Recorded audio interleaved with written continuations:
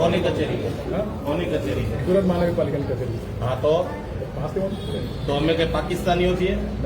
તો હું પાસ પણ અમારા બાપની કચેરી જવામાં અમને રોકવાના? સુરત મહાનગરપાલિકાની કચેરી જતા અમને રોકવાના? તમે કોણ અમને રોકવા વાળા? તમારા બાપુજીની પેઢી છે તો કેવી રીતે ના પાડો છો? હા તો પણ તો એમ કેમ કહો છો ઉપર કોઈ નહીં જઈએ કે? તમે ના પાડો છો કે ઉપર ન જઈએ કે? એમ વાત તમે ફેરવો છો. અમે અમારી કચેરીમાં અમને ના પાડશો તો લેવા જવા દો બધાને. આટલી બધી પોલીસ એટલો કરવા ઉભી રાખી છે. ભાઈ માર્શલ તો ભલે ને ઉભા હો તો એક બાજુ ઉભા રહ્યો જવા દો બધાને. બિલકુલ ધીમા નથી બોલવાનું. અને સામાન્ય માણસોને ડરાવવાના ધંધા કરો છો એટલે આ તો કઈ વાંધો જાઓ બધા પાસ લ્યો. જાઓ લ્યો. એટલે અરે કરો પણ વાત કરો કરી બતાવો.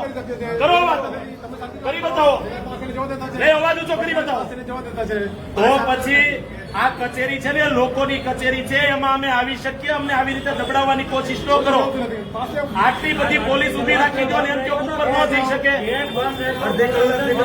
આ ગેટ બંધ રાખી બેઠા છો. કેમ ગેટ બંધ રાખી બેઠા છો? આ તો અમે મજબૂતાઈથી લડવી એટલે બાકી સામાન્ય માણસ. અને અમે સ્કૂલની માંગણી કરીએ કે ખોટું કરીએ છીએ? અમે સ્કૂલની માંગણી કરીએ કે ખોટું કરીએ છીએ? અને અમારી માગણી કોઈ ગરીબ બાળકોના શિક્ષણ માટેની છે.